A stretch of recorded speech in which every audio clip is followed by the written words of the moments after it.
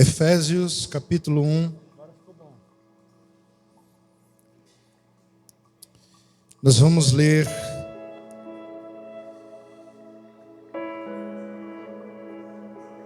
dos versículos de número 3 em diante, mas é só para que você pegue o contexto. Eu quero falar a partir dos versos 9 e 10.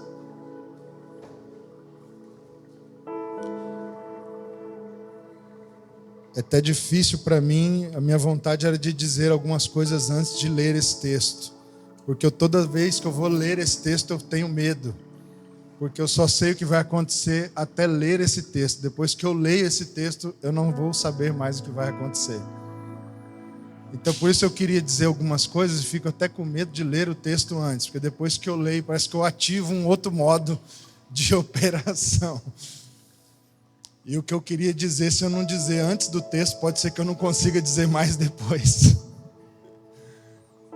Por causa da verdade que há aqui, por causa da substância espiritual que há nesse texto das Escrituras. Então eu queria que você lesse com atenção, para que a gente ganhasse tempo naquilo que nós vamos trabalhar. Diz assim: bendito o Deus e Pai de nosso Senhor Jesus Cristo, que nos tem abençoado com toda sorte de bênção espiritual nas regiões celestiais em Cristo. Assim como nos escolheu nele antes da fundação do mundo, para sermos santos e irrepreensíveis perante Ele. E em amor, nos predestinou para Ele, para a adoção de filhos, por meio de Jesus Cristo, segundo o beneplácito de sua vontade. Deixa a Bíblia aberta, eu quero fazer um pequeno comentário sobre isso. Está dando uma microfoniazinha aqui. Não sei se é aqui da reunião passada, era desses microfones aqui aberto. No retorno.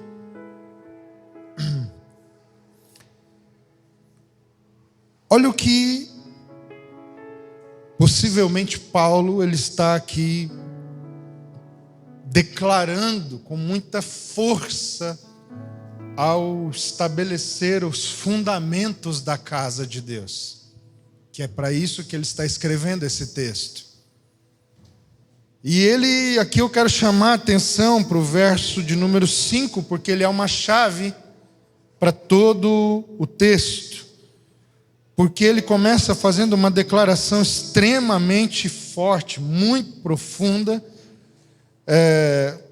uma declaração magnífica, e quando de repente ele aponta para nós e vai nos dizer qual é o teor da predestinação. Paulo não tem uma preocupação calvinista.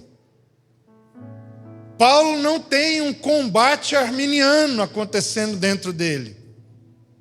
Essas coisas não estão em discussão para Paulo. Para Paulo existe uma coisa que é anterior à predestinação calvinista. Que loucura, não? É possível ter algo antes daquilo que é antes? Para Paulo, sim. E a questão é, irmãos, nós ficamos discutindo muitas vezes teologias em ambientes mais confessionais, onde nós nos importamos tanto com uma ortodoxia que acabamos deixando a expressão da revelação das verdades espirituais que estão na Escritura. Porque ele vai agora chamar nossa atenção dizendo: em amor nos predestinou. Aleluia!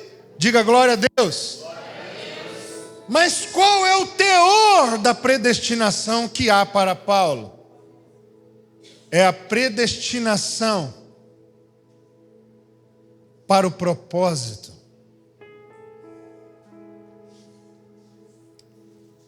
A predestinação para Paulo está ligada à causa eterna do coração de Deus.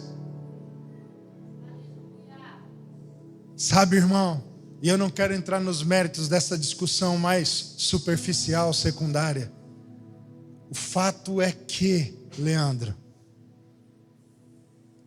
em Cristo, Paulo está dizendo que Deus, em amor, nos predestinou. Sabe para quê? Para Ele. Irmão, deixa eu dizer uma coisa para você. Paulo acessou um lugar, uma chave, que ele entendeu algo acerca do coração de Deus. E não apenas sobre nós. A discussão da predestinação para Paulo tem a ver com uma coisa que ele mesmo expressa em sua própria linguagem. Creio eu que inspirada por Deus, não sei se você crê que foi inspirada por Deus, mas eu creio que foi inspirada por Deus, que é a linguagem do propósito eterno de Deus em Cristo. Para Paulo, predestinação é expressão do propósito eterno de Deus. Tem a ver com Deus, não apenas com a gente. Ou melhor, passa pela gente, não tem a ver com a gente.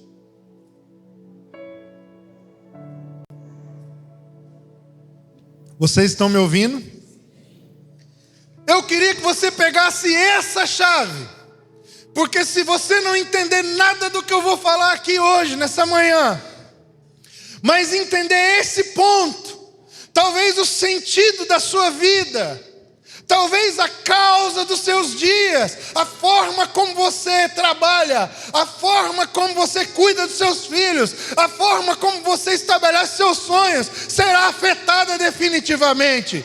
Em amor, Ele nos predestinou para Ele.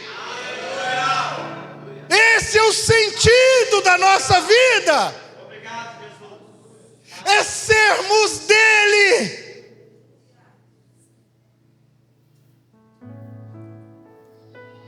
Cara, Paulo recebeu a compreensão de um dos segredos mais violentos do coração de Deus que alguém pode ter.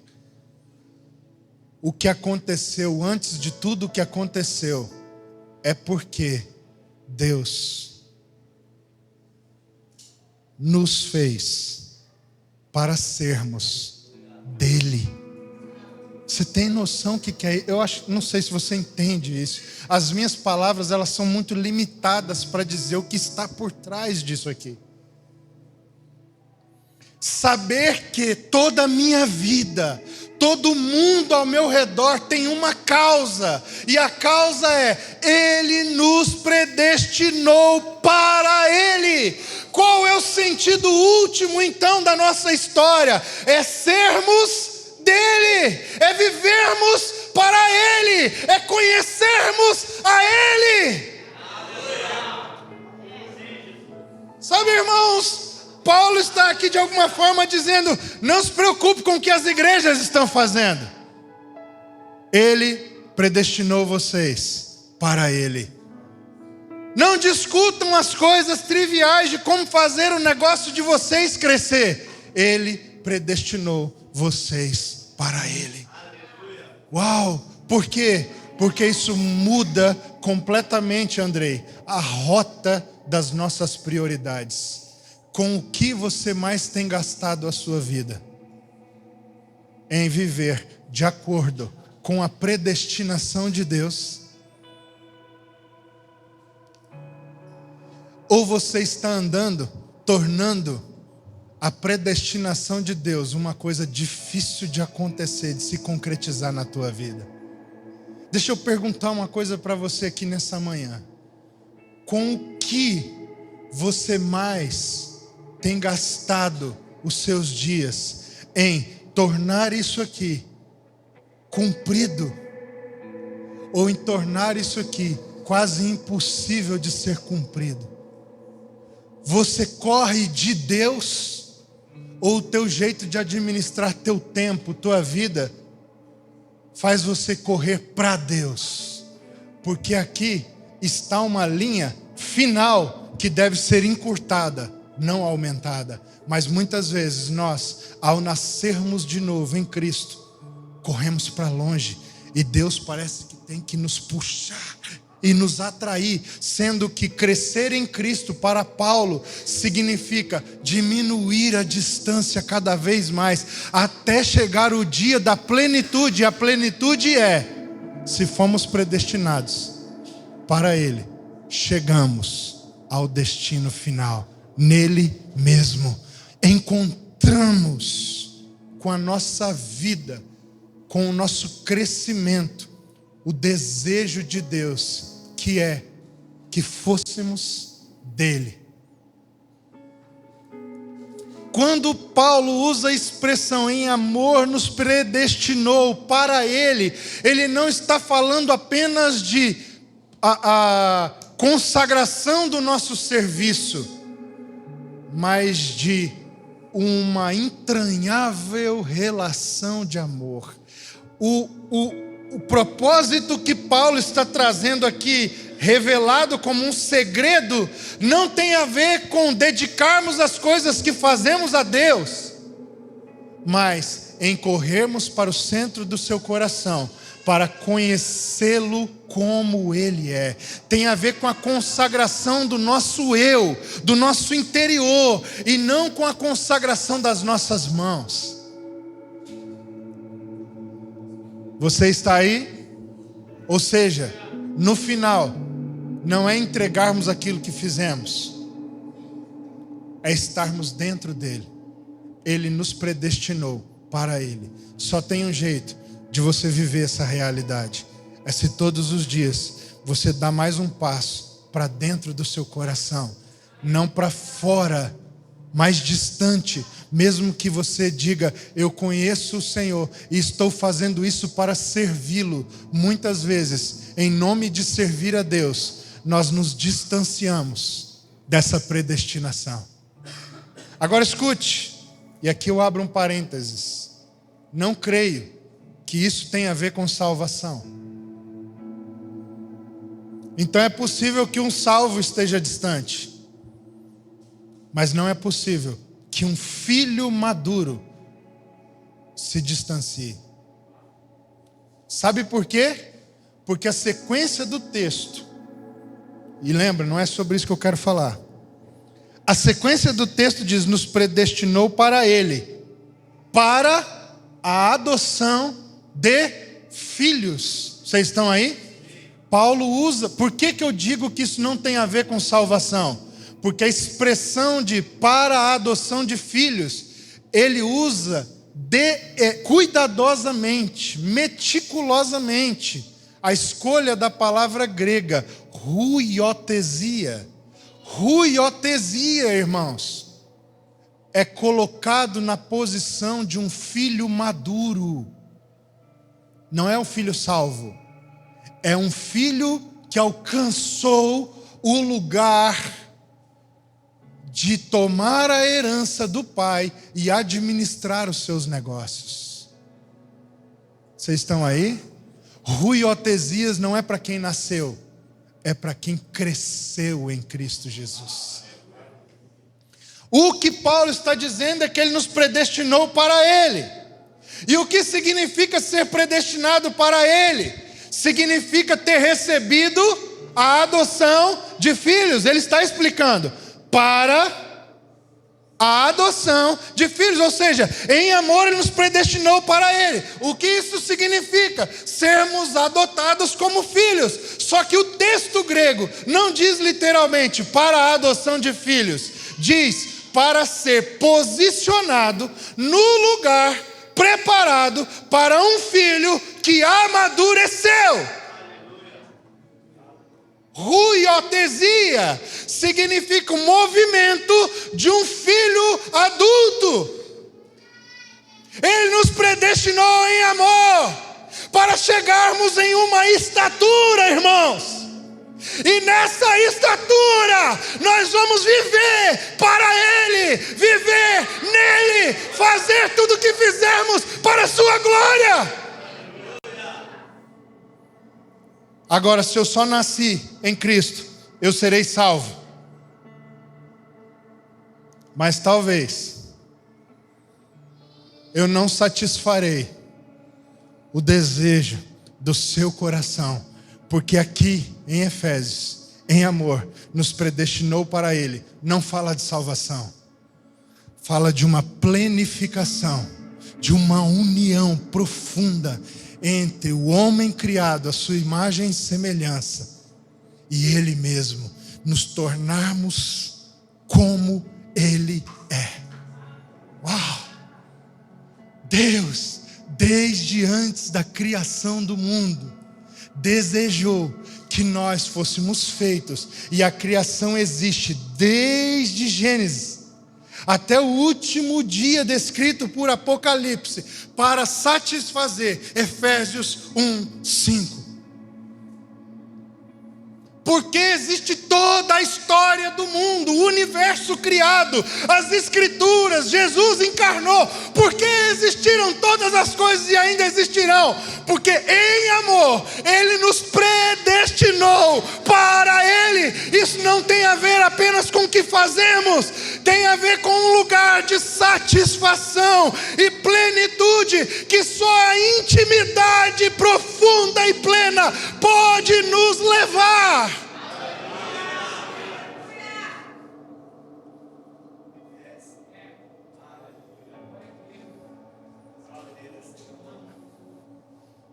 Para que fazemos reuniões como essas? Porque faz parte da nossa estratégia como igreja. Porque é um culto onde eu vou para ser perdoado. Porque eu vou lá receber uma palavra nova de Deus, uma novidade espiritual. Não! Reuniões como essa só tem sentido porque nós estamos ansiosos, irmãos. Ao nos encontrarmos aqui, nós estamos na expectativa: Cristo será colocado dentro de mim nessa manhã. Eu vou sair de lá com mais de Cristo no meu interior. Não é uma palavra nova que nenhuma outra comunidade já disse, irmãos. Não é a última revelação fresquinha. Não, nós amamos a palavra, amamos a revelação. Mas o que faz a gente se reunir aqui com expectativa é Cristo mesmo. Cristo mesmo, irmãos.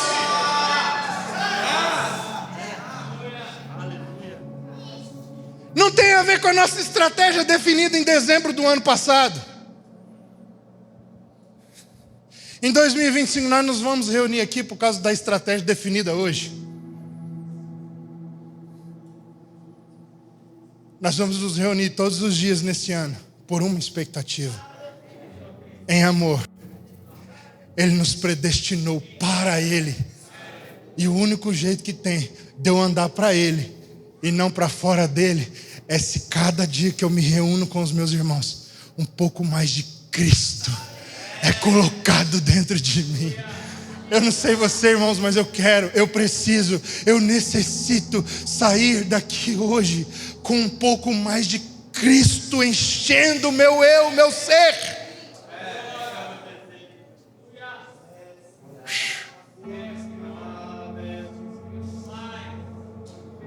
Entende? Não é sobre salvação, porque ele usa a palavra ruiotesia. E o que ela significa? A posição de um filho maduro. Qual é a posição de um filho maduro? Entenda, por favor, vem aqui. Não, Leandro não. Leandro é muito louco.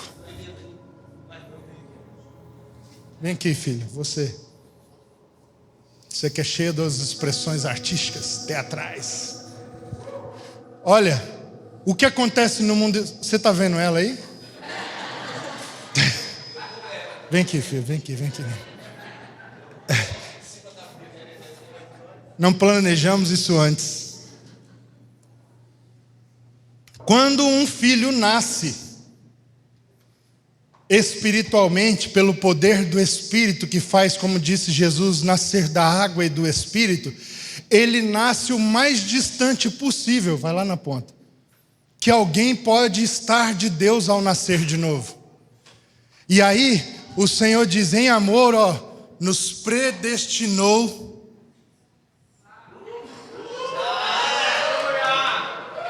Quando ele vem andando na direção, ele vai crescendo espiritualmente.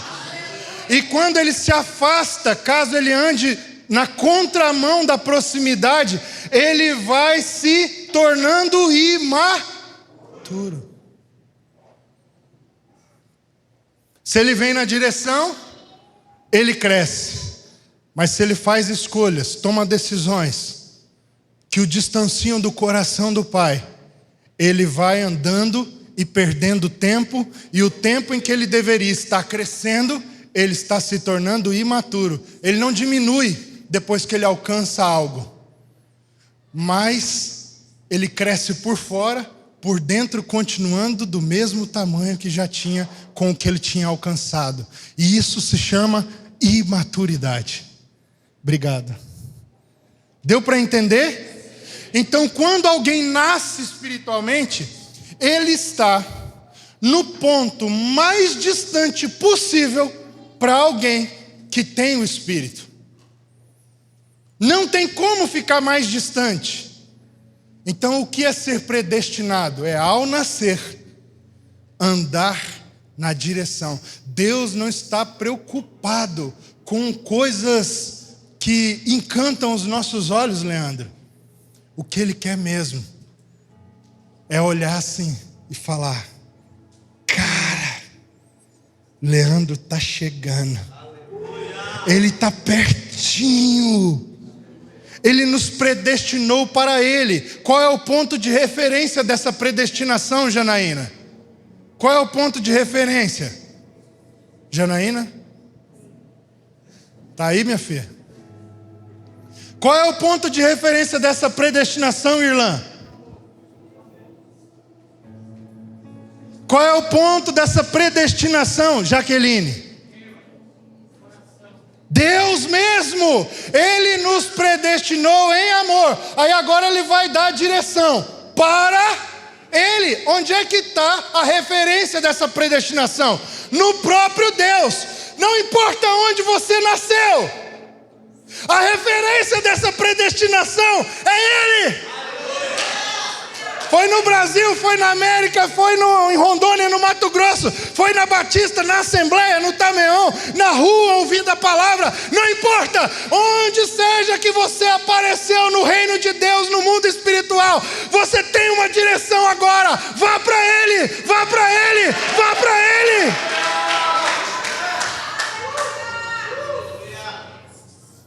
Ah, irmãos, o dia que a gente entender que nós não caminhamos para o serviço, nós caminhamos para o seu coração. E enquanto andamos, crescemos. E enquanto vamos crescendo, Ele vai nos dando responsabilidades no caminho. Só que o caminho não é para fora, é para dentro. Eu sou o caminho. Ninguém vem. Olha o que Ele está fazendo com o Espírito, te puxando para dentro. E quanto mais próximo desse destino nós estamos, mais compreensão, mais poder de Deus, mais unção espiritual, mais revelação, porque os nossos olhos começam a capturar a sua beleza com mais nitidez do que quando estávamos lá distante, irmãos. Oh! Que loucura, nós somos predestinados para Ele.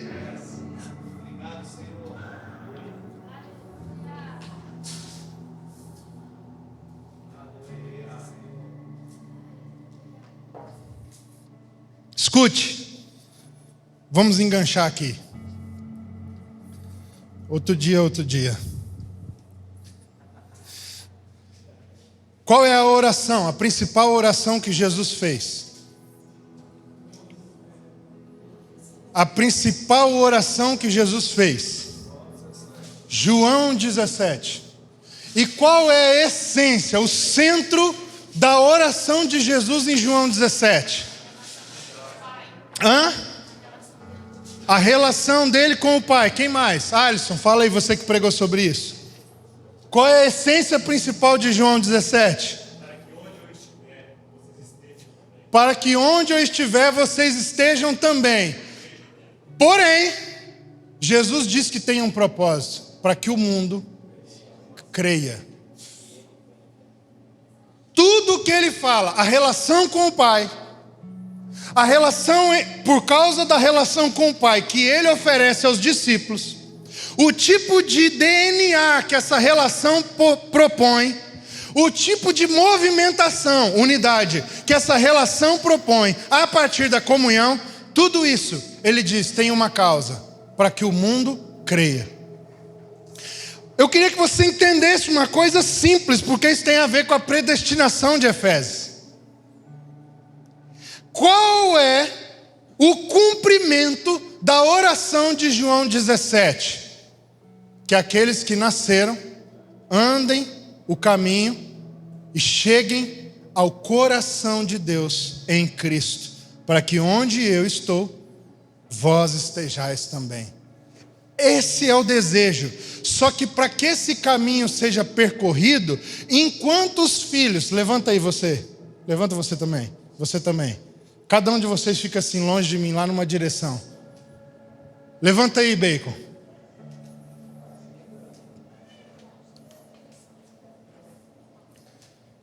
Não importa onde os filhos estão, todos eles vão caminhar na mesma direção. Vem andando devagar, cada um numa velocidade. Cada filho vai chegar numa velocidade, mas eles estão vindo, para. Só que quanto mais eles se aproximam, como um quebra-cabeça, porque eles estão cada vez mais dentro do coração de Deus, mais próximo do centro do coração, eles vão se tornando cada vez mais parecidos. E quando eles eram peças distantes dessa imagem, não se podia compreender o que eles representavam. Mas na medida em que eles vão se aproximando, eles vão se encaixando, porque eles vão se tornar um, em plenitude com o que ele é e onde ele está. E conforme eles vão se aproximando do centro, eles vão se aproximando uns dos outros. Então o mundo começa a ver a imagem do Deus invisível.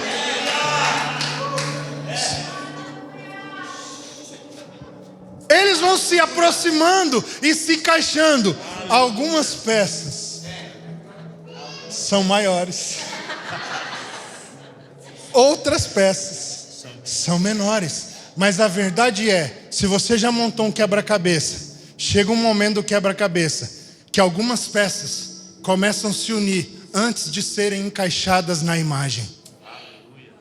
E quanto mais você vai montando, mais você vai reunindo blocos e encaixando os blocos no centro. Só que quando você começa a montar o quebra-cabeça, Jane, você não consegue ver absolutamente nada. Você vai meio que tateando, porque está distante. Mas quando mais peças vão se encaixando e se aproximando, você já começa a ter um vislumbre. E é isso que a oração de João 17 está propondo. Um vislumbre, conforme nos aproximamos, nos encaixamos. E aqueles que não creem, porque pela fé, nós que cremos, já o vemos. Mas quem não tem fé, precisa de uma imagem. A igreja é a expressão da imagem de Deus ao mundo. Você está aí? Obrigado, meus atores. Vocês foram muito bem, viu? Cara, você está entendendo? Nós não estamos brincando de ser igreja. Nós não estamos aqui fazendo, o Tameon precisa crescer, Não, irmão. Nós precisamos nos tornar o quebra-cabeça de Deus encaixado, para que o mundo creia.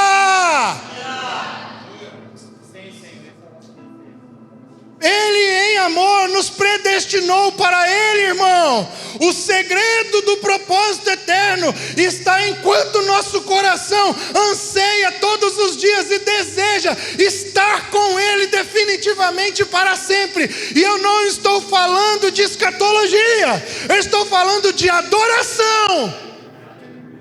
Porque o verdadeiro cumprimento da escatologia está na adoração. Se você não adora agora, como de fato é o convite do Espírito, de nada serve a sua escatologia. Quem adora como ele é digno, pode não entender de escatologia, mas cumprirá a predestinação de Deus em Paulo. Agora você pode saber muita coisa de escatologia. Aos jovens aqui que gostam de estudar essas coisas, você pode saber muita coisa de escatologia, mas se você não vive uma vida profunda de adoração agora, você poderá ficar distante e não ser peça encaixada do quebra-cabeça. Quem adora não pode ficar, mas quem compreende doutrina pode ficar. Não sem salvação, mas sem expressão, sem revelação do que Ele é. Você está me entendendo? Então, para terminar, outro dia eu falo sobre o que eu queria falar.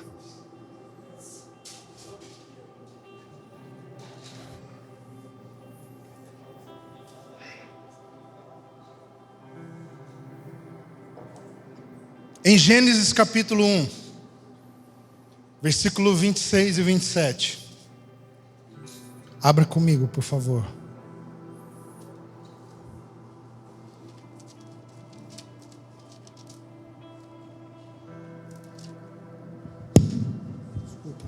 Desculpa, irmãos. Diz assim: também disse Deus: façamos o homem à nossa imagem, conforme a nossa semelhança. Versículo 27. Criou Deus, pois, o homem à sua imagem. E aí vem a parte que eu mais gosto desse texto. A imagem de Deus o criou, homem e mulher os criou. Irmão, toda a revelação do propósito eterno de Deus em Cristo já estava escondida aqui. Deus nos predestinou em amor para Ele. E onde essa história começa a se manifestar? Na criação do mundo. E onde ela é coroada na criação? Com a criação do homem. Então o que Deus faz? Ao criar, por causa do propósito, nos predestinou para Ele. Ele coroa a criação. A coroa da criação é o homem. Então, porque o homem é a coroa da criação, nos predestinou em amor para Ele, Ele coloca sobre o homem uma característica que o distingue de todo o restante da criação. O homem, Ele o faz de uma outra forma, de uma forma substancial, geneticamente diferente daquilo que Ele faz o restante da criação. Desde as coisas inanimadas até as coisas animadas, que tem alma. Só que quando chega no homem, o molde que Deus usa para fazer é diferente. Ele já existia. Para fazer o universo inteiro, Deus se baseou em nada, só apenas na sua própria mente, na sua própria criatividade. Mas quando Ele foi criar o homem, Ele pegou um molde chamado Cristo, a imagem de Deus. O homem não foi criado apenas a partir da criatividade. O homem é a única expressão na criação que foi criada do próprio Deus. Foi criado nele, porque onde nós fomos criados é a indicação do cumprimento do nosso destino. De onde viemos, precisamos voltar. E é isso que o que eu queria dizer vai falar. Efésios 1, 9 e 10. Para convergir nele, na dispensação dos tempos, dos séculos, ele nos revelou esse propósito de convergir nele, tanto as coisas que estão no céu, como as que estão na terra e debaixo da terra. Convergir em Cristo, porque de lá saíram. Ele, como expressão de Deus, verbo de Deus, deu origem às coisas criadas e deu substância para o homem que foi feito nele mesmo. Agora é interessante, Andrei, quando nós pensamos a palavra hebraica imagem, porque diz que o homem foi criado à imagem de Deus e diz que a imagem de Deus criou o homem.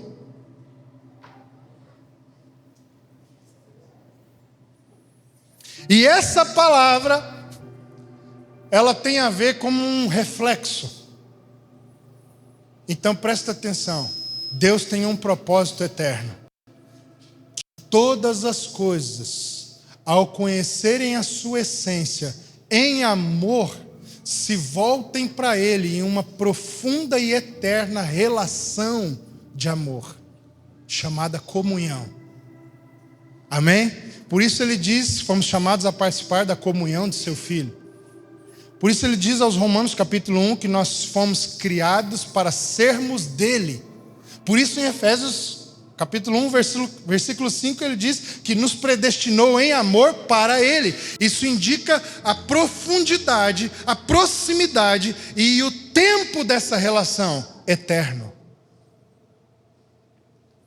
Quando a palavra imagem é colocada na criação, nós entendemos o segredo de João. Por quê? Em João 17, o desejo de Jesus no cumprimento daquela oração passa por uma coisa que a teologia chama de revelação. Para usar uma linguagem mais bíblica, eu usaria a palavra expressão. O que é que João 17 precisa para se consumar de uma expressão real daquela oração? De uma imagem. O que expressa algo? Uma imagem. Quando você vê uma obra de arte, não tem nenhuma palavra nela, mas você lê muitas coisas através dela.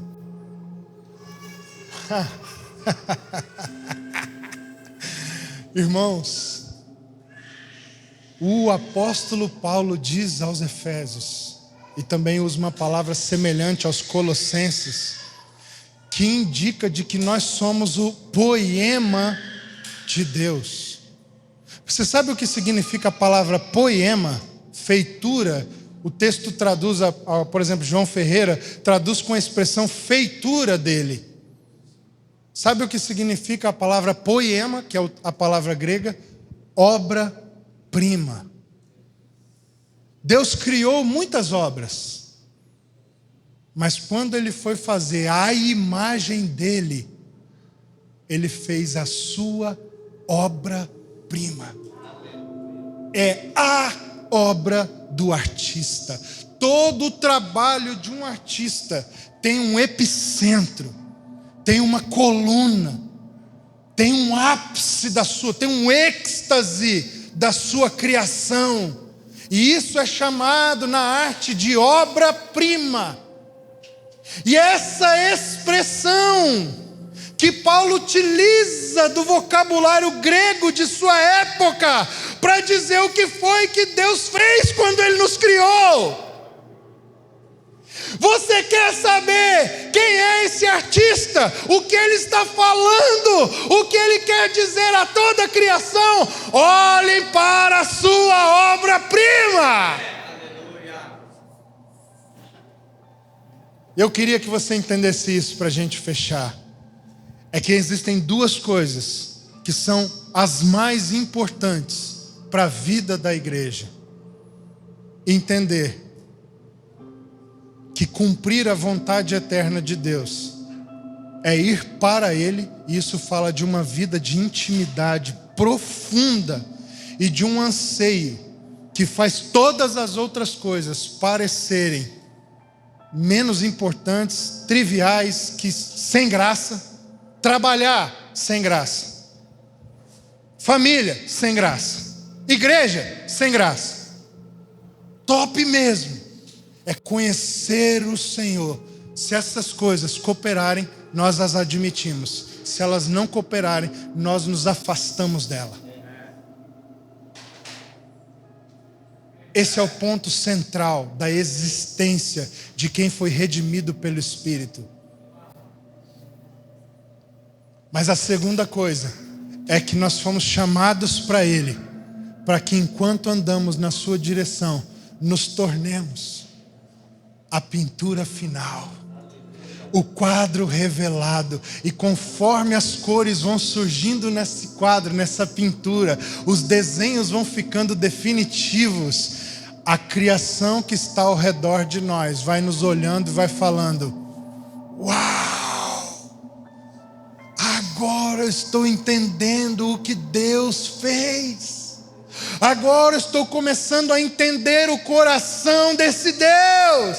Agora eu estou começando a compreender as suas palavras, porque eu estou olhando para a imagem, a expressão mais próxima daquilo que revela quem Ele é, daquilo que revela suas intenções, daquilo que revela a sua vontade.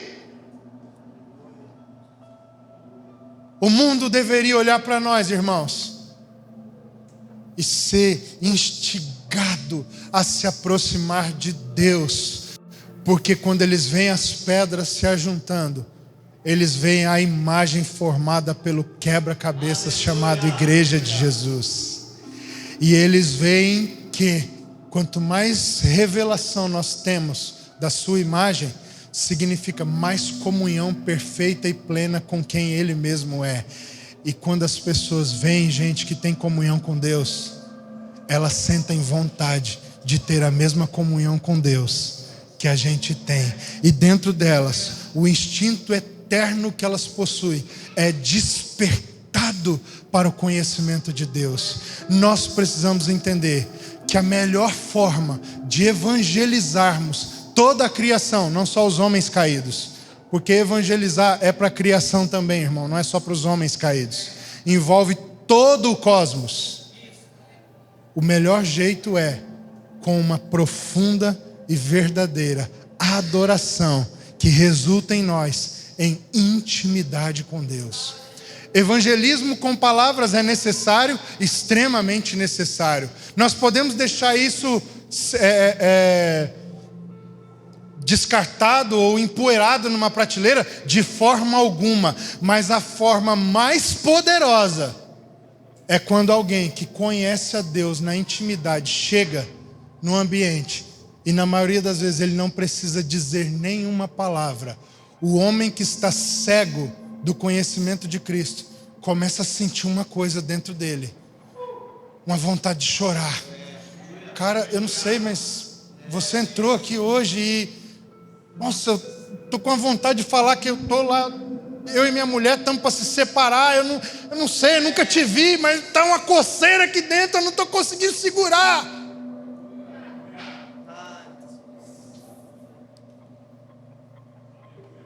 Porque a imagem chegou. E para ser imagem, não é só virar as costas e saber que eu estou grudado aqui numa tirolesa de Deus e sair vivendo a minha vida pregando o Evangelho. Não, eu prego o Evangelho correndo para Ele, buscando intimidade, conhecimento de quem Ele é. E isso é por meio de uma vida de devoção radical em santidade. Não porque a religião me obriga a não pecar, mas porque eu quero tanto tanto me aproximar do seu coração, que essas coisas carnais vão ficando pela estrada enquanto eu me aproximo dele. A presença dele expurga de mim a sujeira. Eu me santifico, é por amor, é por devoção, não é por obrigação.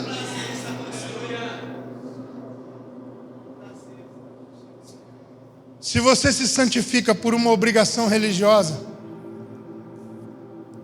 parabéns, você já atingiu o nível negativo da verdadeira fé. Agora, se você começou a ter desejos de consagração por amor, parabéns, você começou a correr na direção do destino. Eu queria encerrar, irmãos, essa manhã, nosso último culto desse ano, aqui. Eu queria encerrar dizendo para você, cara, esse é um ano para virada de chave dentro de nós. Vamos virar na direção dele. Não vamos nem esperar que ele faça força como um cabo de guerra para nos puxar. Vamos afrouxar a corda e correr na direção dele. Nós precisamos entrar nesse lugar de extrema devoção, de extremo amor, de profundidade nele. Nós precisamos voltar a derramar as nossas lágrimas, irmãos, em momentos inesperados no dia, por causa de uma conexão que acontece integralmente entre nós e eles. Quantas vezes, irmãos, você já se sentou numa mesa para tomar um café e de repente você percebeu a presença chegando e as lágrimas não puderam ser contidas? Se você nunca experimentou isso, já passou da hora de você entrar nesse lugar. Quantas vezes nós fomos orar por uma refeição à noite e a presença de Deus nos tomou e a comida ficou fria? Se você nunca experimentou isso, você precisa experimentar. A presença vale mais do que tudo, do que qualquer outra realização, do que qualquer outro sucesso, do que a satisfação de qualquer ambição que ainda exista dentro de você. A presença de Deus é o nosso tudo, a presença de Deus é o nosso bem mais precioso aqui. A presença de Deus é o que nós mais desejamos aqui nessa casa, irmãos. 2025 precisa ser o ano da presença de Deus para mim e para você. Nós fomos predestinados para Ele, e é para lá que nós estamos indo. É para o coração dele, é para a intimidade dele, é para esse lugar de entrega voluntária.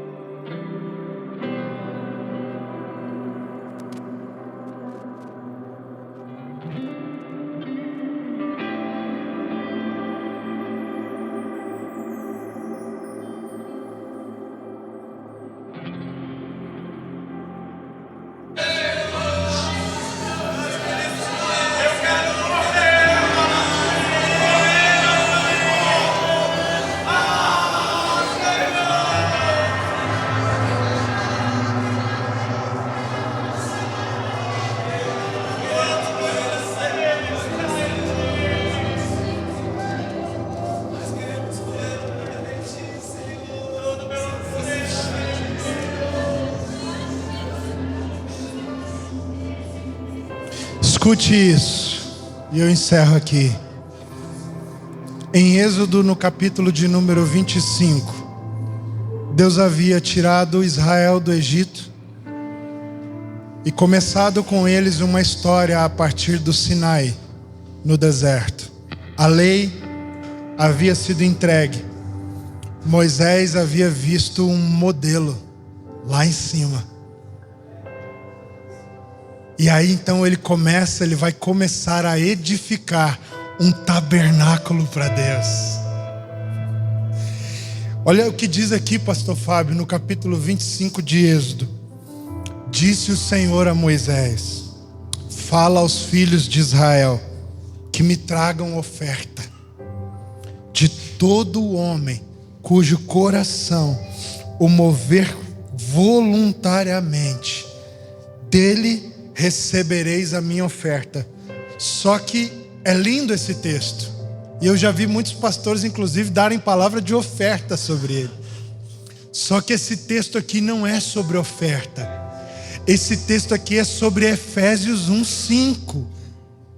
Porque olha o que Deus vai dizer: esta é a oferta que dele recebereis: ouro, prata e bronze. E ele segue falando uma lista de coisas que poderiam ser ofertadas. Vai começar a construção do tabernáculo. O tabernáculo era o lugar da habitação da presença de Deus, que se move no meio do povo enquanto o povo anda pela terra, até chegar no seu destino, terra prometida. Deus fala: pede uma oferta para o povo, fala aos filhos de Israel. Só que você só vai receber a oferta de quem o coração se mover voluntariamente. Só que, uau, cara, que lindo, isso é incrível. Só que aí Deus fala para Moisés: só que peraí, Moisés, a lista do tipo de coisa que você pode receber é essa. Que loucura, cara. Deus fala para você ofertar voluntariamente, só que ele só recebe aquilo que ele determinou.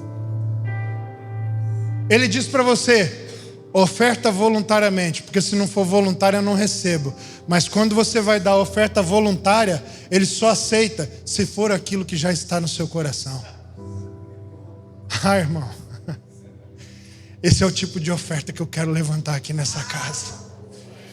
Aqui eu não quero dinheiro, eu não quero, irmão. Se eu sou Moisés aqui, figura disso. Cara, eu não estou aqui para fazer uma fortuna, não estou aqui para sair daqui de carro novo. Eu quero gente que esteja disposto voluntariamente a entregar para Deus aquilo que toca o seu coração, aquilo que Ele deseja para edificar o tabernáculo, aquilo que Ele recebe e fala: ouro eu precisava mesmo, ouro é bem-vindo, prata é bem-vindo, bronze é bem-vindo, púrpura é bem-vindo. Mas se você chegou lá com um coração que não está conectado aos seus anseios, Ele vai dizer: parabéns pela oferta inútil que você trouxe. Porque para saber o que ofertar, tem que conhecer o seu coração, o seu propósito, a sua causa. Aqui não é sobre oferta, aqui é sobre a construção do tabernáculo. E só dá para construir o tabernáculo onde a presença habita e se move na terra até o destino em adoração. E para adorar tem que conhecer. Eu queria te chamar, irmão, a fechar os seus olhos e assumir um compromisso com o Senhor, a se entregar ao Senhor em adoração. É voluntário, mas tem que conhecer o coração. Então mergulha no Senhor nessa manhã, mergulha nele. Meu coração dói de amor, bate tão forte por ti. Só por ti. Meu coração dói de amor, bate tão forte forte por ti, só por ti. Meu coração dói de amor, dói de amor, tão forte por ti, só por ti. E os seus olhos são de amor. Beija os pés de Jesus. E os seus pés pra eu beijar. Os seus olhos são de amor. Seus pés pra eu beijar. Os seus olhos são de amor e os seus pés pra eu beijar. Os seus olhos são de amor e os seus pés pra eu beijar. Os seus olhos são de amor, os seus pés pra eu beijar.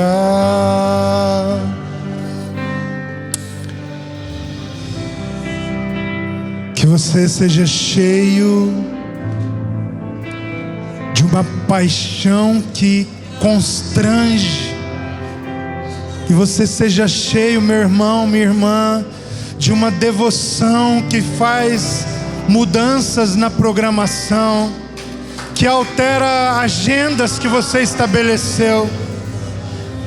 Que exista um imã na presença de Deus que te faça querer permanecer no lugar de devoção a Ele, no lugar secreto, no Tameon. Que o convite do Espírito para você hoje, em 2025, seja para dentro do Tameon, até que você expresse toda a paixão, todo o amor, toda a devoção que existe em você. Que você queira mais da sua presença, porque existe mais da presença dele para nós. Que nós, como uma família espiritual, irmãos, sejamos possuídos, tomados pelo sentimento de levantar a presença de Deus no nosso meio. A presença é o nosso tudo. A presença é o nosso tudo. Nós fomos tocados e não sabemos mais viver de outra forma. Nós tocamos o coração de Jesus e Ele respondeu a isso. E agora nós estamos capturados. Nós fomos laçados por essas cordas de amor. Se você não entende isso, você precisa se lançar. Você precisa experimentar. Esse amor é diferente de todos os outros, de todas as outras coisas. Você precisa conhecer esse amor de Deus que está em Cristo.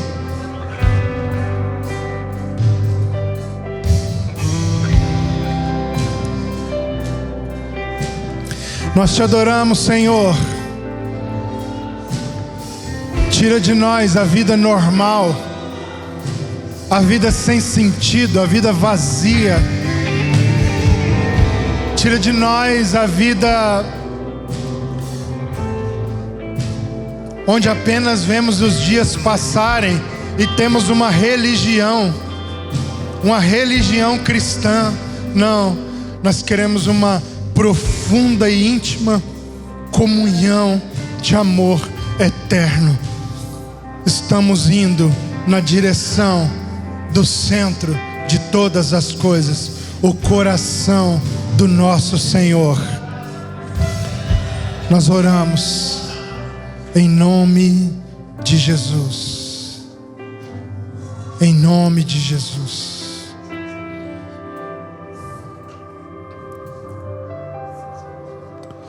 Nós te entregamos tudo, Senhor.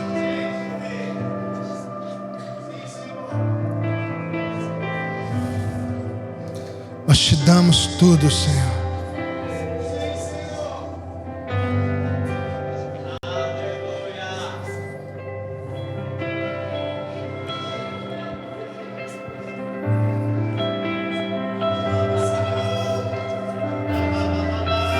Nós te entregamos tudo, Senhor.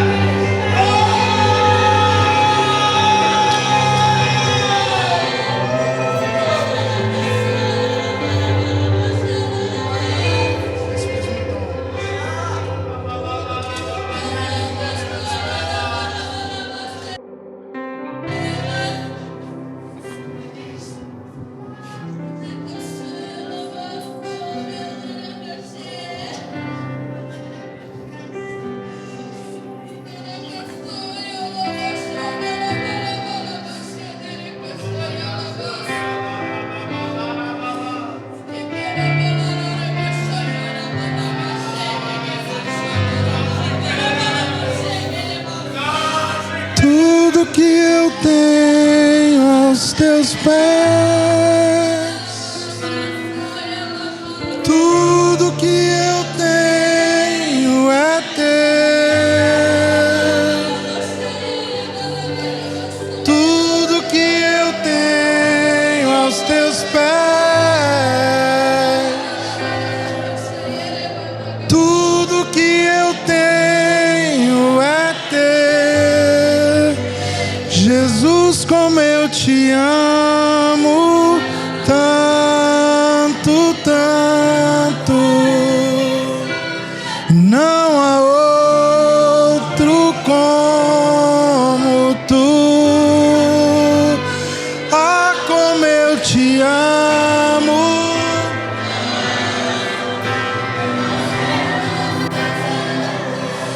Não há outro como tu. Tudo que eu tenho, tudo que eu tenho aos teus pés,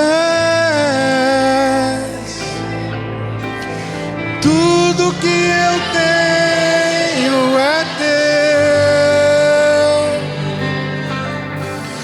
Tudo que eu tenho aos teus pés, tudo que eu tenho é teu.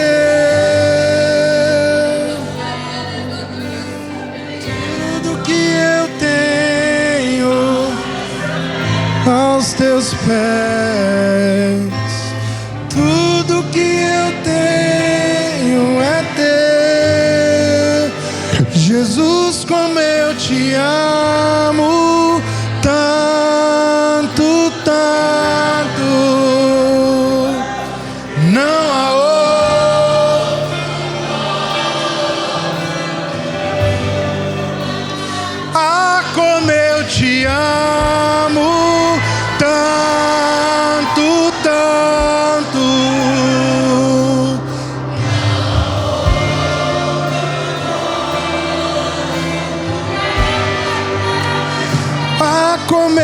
te amo tanto, tanto. Não há outro como tu. Ah, como eu te amo, Jesus, Jesus. Não há outro.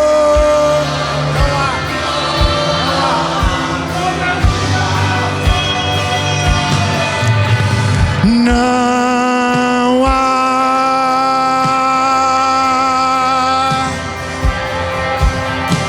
não há, declare isso, não há outro, não há, não há outro, não há.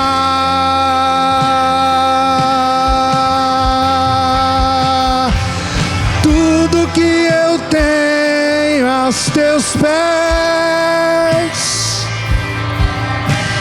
tudo que eu tenho é teu, tudo que eu tenho aos teus pés, tudo que eu tenho é teu. Só você pode me dar o que eu preciso.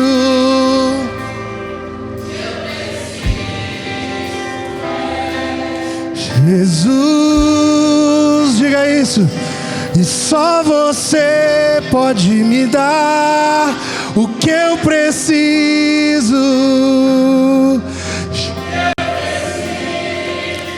É dele, Jesus. Só você pode me dar o que eu preciso. O que eu preciso é Jesus. Só você pode me dar o que eu preciso é. O que eu preciso é Jesus. Só você pode me dar o que eu preciso. O que eu preciso é Jesus. É isso que precisamos, Senhor. Só você pode me dar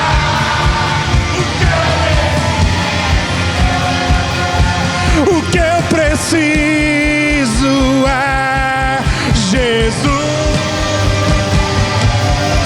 Só você. O que eu preciso. O que eu preciso é. Nós precisamos só você. É isso que essa casa precisa, Senhor. É isso que nós precisamos. Jesus, só você.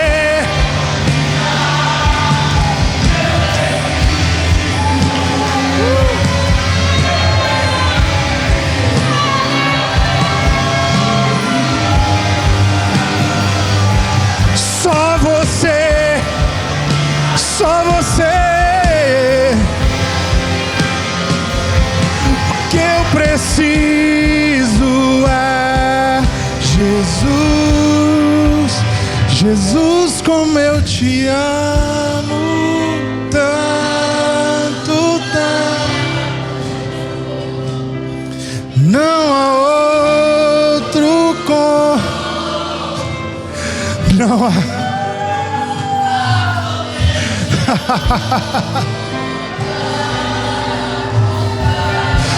Ah, Jesus.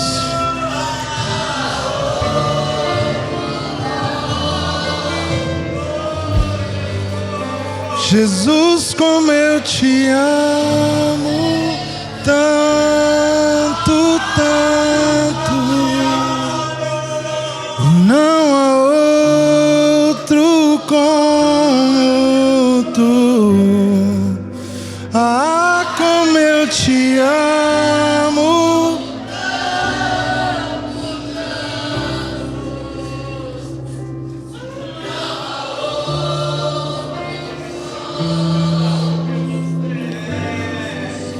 Aleluia. Aleluia. Aleluia.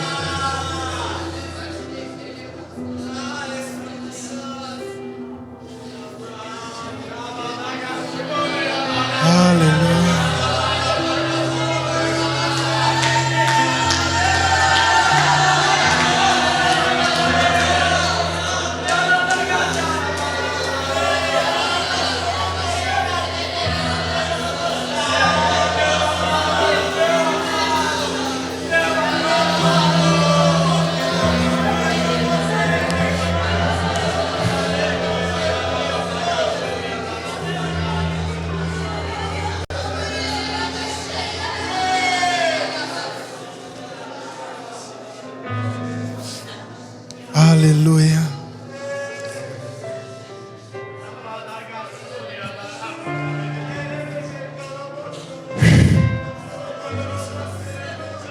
Que o Espírito Santo, meu irmão, ele venha sobre nós nesse tempo, nos habilitando para uma nova adoração, para uma nova comunhão, para uma nova intimidade. Que Ele nos coloque num caminho de plenitude e desenvolvimento. Vamos correr para Ele. Esse é o nosso destino. Ele nos predestinou em amor para Ele. E nós vamos correndo nos encontrar. Volte para o seu lugar em nome de Jesus.